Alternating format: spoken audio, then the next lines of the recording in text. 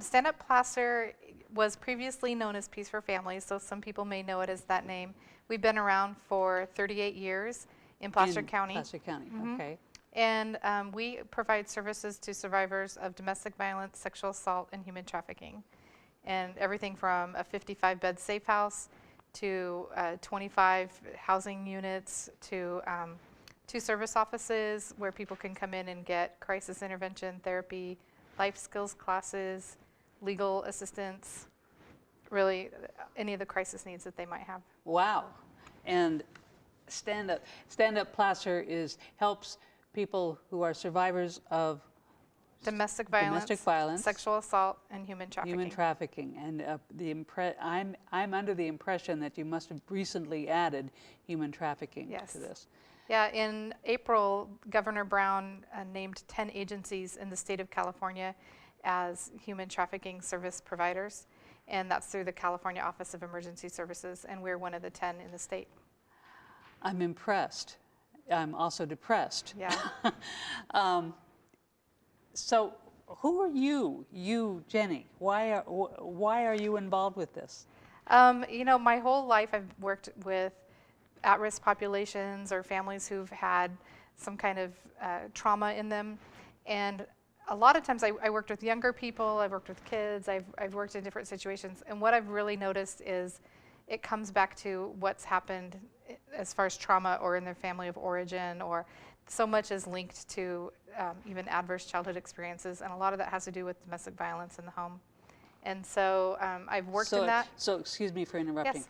So if it happens to a child, or a child witnesses this happening to one or both of his parents, or her parents, that child will probably, since we get used to what we're used to, and that's basic, well, abuse is basic, then they might copy what they saw? That can happen. We don't necessarily see that exposure predetermines that that's the life they're going to have as a victim or a perpetrator, but most victims and perpetrators had that as their early childhood experience. And so it's something that we see as a common denominator for the victims and perpetrators for sure. But we also see a lot of kids who can then grow up to be healthy. So there's definitely a correlation, but it's not necessarily predetermining that they have to have this future. So that's why we offer things like therapy for the kids and different programs. We have art classes and stuff to help the kids sort of reprogram their brains and be able to have this healthier life. And so, but also with adverse childhood experiences, we see there's a lot of major medical issues that adults have that can be tied to experiences they had as children.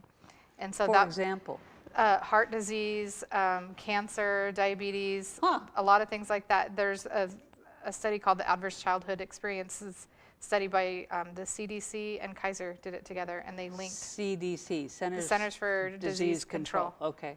And they linked these childhood experiences to major illnesses for adults. Stress then. Major stress. Right, exactly. Wow. Okay. So one of the jobs of Stand Up Placer is to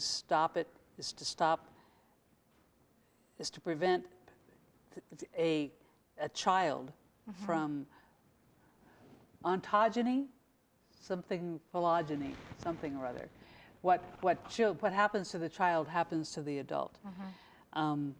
So what your hope is, and what of course my hope is, that can be stopped. Right. These early interventions can then really change the course of that child's life. Absolutely. That's a big core of what we do, is wanting to be able to see kids be able to grow up and have healthy, productive lives. We see that exposure to violence when they're very young actually changes the way their brains develop. And so it's extremely traumatizing, physically even, and emotionally for sure.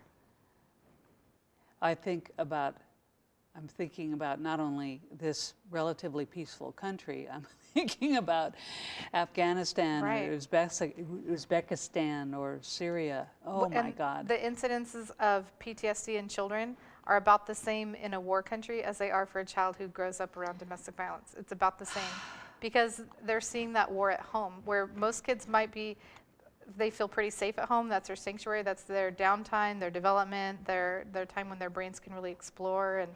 And it's not the case for kids growing up with domestic violence, because they have to worry about, if one parent is hurting the other parent and they need help, which of those parents do they go to?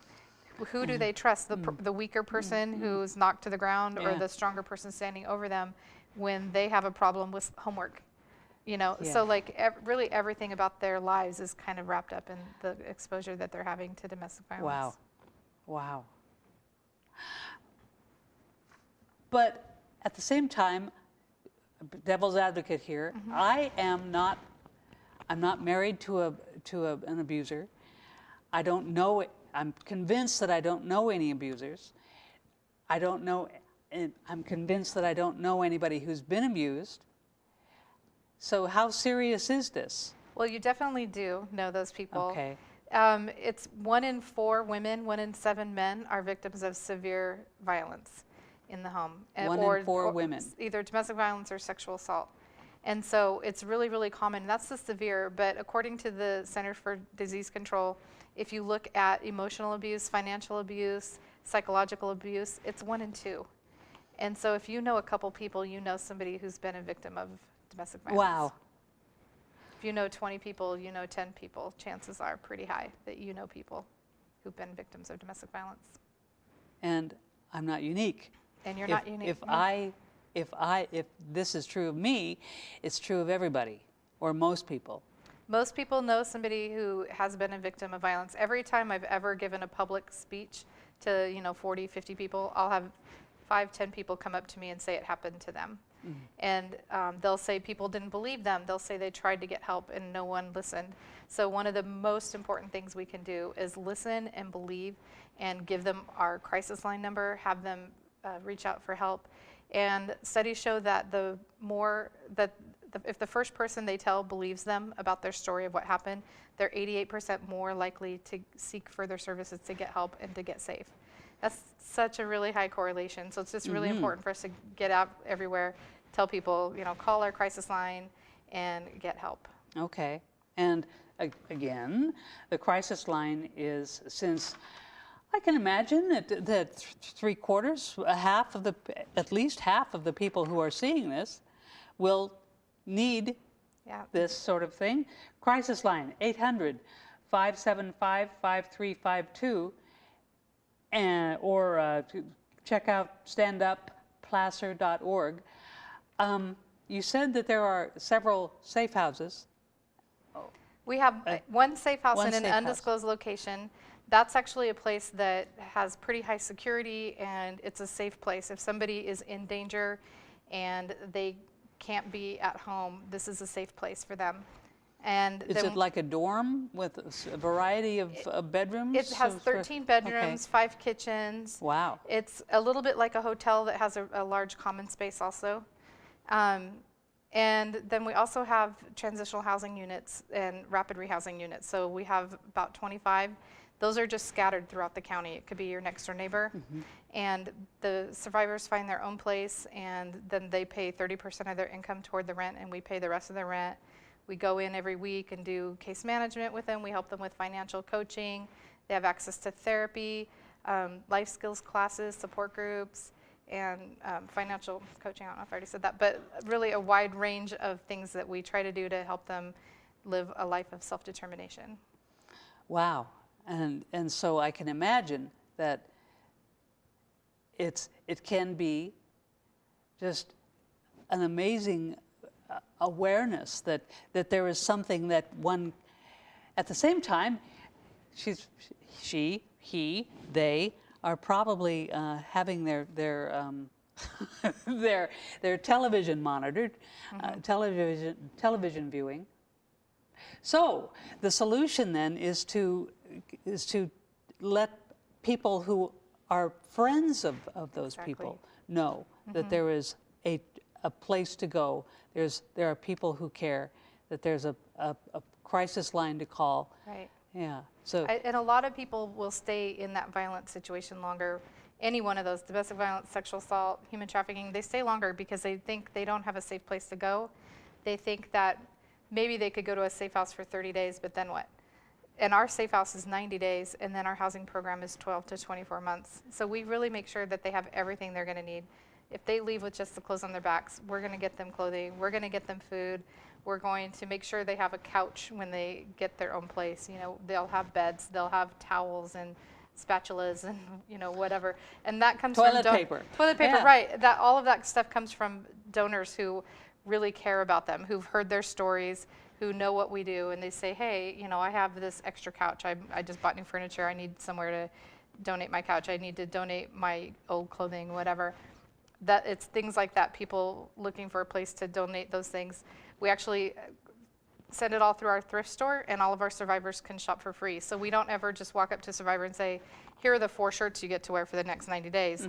They actually go to the thrift store, they shop for free, they pick out anything they want, their style, their color, the thing that's going to make them feel better about themselves when they're standing up in court, or the different things that they're, you know, a job interview, whatever. They get to go and pick out their own furnishings for their home, whatever they want. And then if something's selling in our thrift store, all that money just goes back to the program anyway.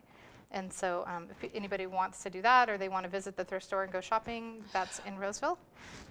Where in Roseville? 141 Riverside. Okay, 140. What's the name of it? It is the Stand-Up Placer Thrift Boutique. Okay.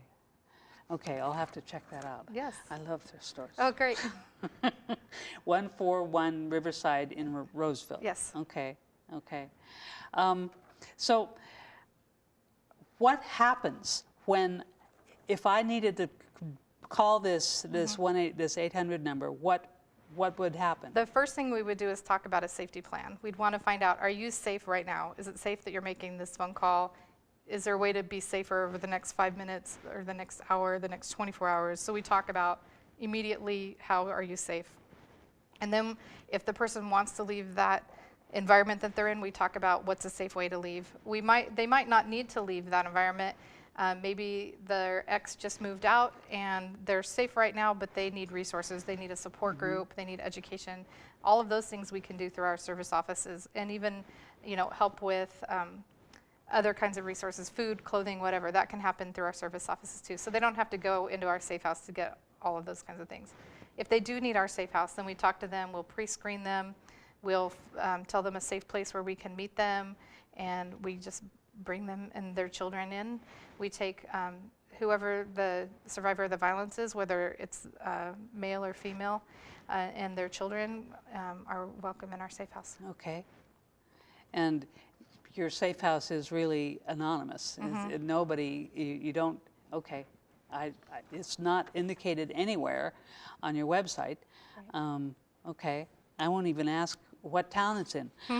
It's in Placer County. Okay. I'll give you that much. Okay. But just you, because we're friends now. Thank you, Jenny. Thank you.